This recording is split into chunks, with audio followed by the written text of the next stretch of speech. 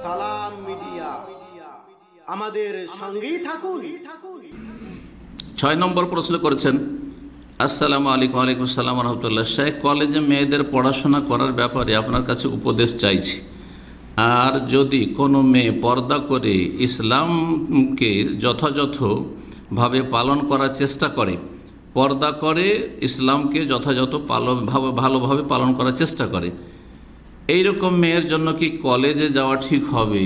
কলেজে যদি শুধু মেয়েদের কলেজ হয়, গার্লস কলেজ, তাহলে তো অবশ্যই ঠিক হবে, কোনো অসুবিধা নেই সেখানে।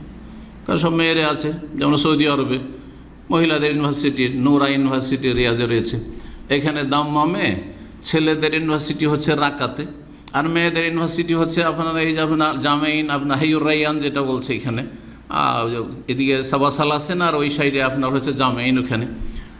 তো শুধু মেয়েরা, তো কোনো অসুবিধা নেই, পড়ায় যত পড়বেন, দিন দুনিয়ার যে কোনো পড়া, উপকারী পড়া পড়ে, বাস উপকারী পড়া, জায়েজ পড়া হইলেই হইল। শেহের জাদু নয়, জ্যোতিষী বিদ্যা নয়, কোনো হারাম বিদ্যা নয়, সায়েন্স পড়েন, দুনিয়া পড়েন, দিন পড়েন, অসুবিধা নেই। কিন্তু এখানে কলেজ বলতে যেটা বোঝাতে সেটা হচ্ছে সহশিক্ষা। সহশিক্ষা জায়েজ নাই।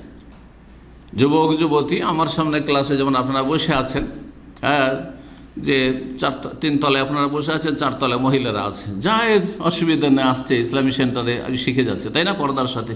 কিন্তু এখানে যদি বসে যায় একজন ছেলে, একজন মহিলা, একজন পুরুষ, একজন মহিলা, একজন পুরুষ বা 1 লাইন পুরুষ আর 1 লাইন মহিলা, সামনের দিকে 2 লাইন পুরুষ আর পিছন দিকে মহিলা, এইরকম করে যদি বসে তো জায়েজ না, এইভাবে বসা জায়েজ নয়। এভাবে বসা, সামনে এসে বসবে আর চেহারা খুলে বসবে, কেউ মাথা খুলে বসবে, কারণ এগুলো তাদের স্বাধীনতা।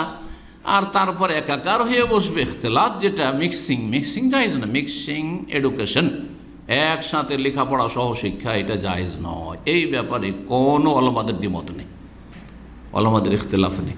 চেহারা নিয়ে ইখতিলাফ আছে, কেউ বলছে চেহারা ঢাকা মুস্তাহাব, কেউ বলছে চেহারা ঢাকা ফরজ, যদিও সঠিক হচ্ছে চেহারা ঢাকা ফরজ মহিলাদের, সাবালিকাদের।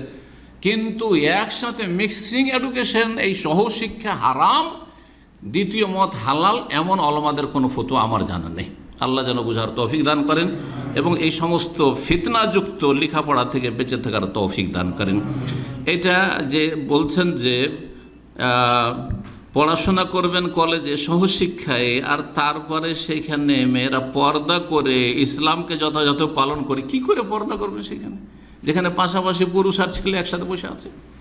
আর কি করে সেখানকার ইসলাম পালন করবেন ভালোভাবে? অসম্ভব কথা, এটা অসম্ভব কথা। আল্লাহ যেন সমস্ত ফিতনা থেকে বাঁচিয়ে রাখেন।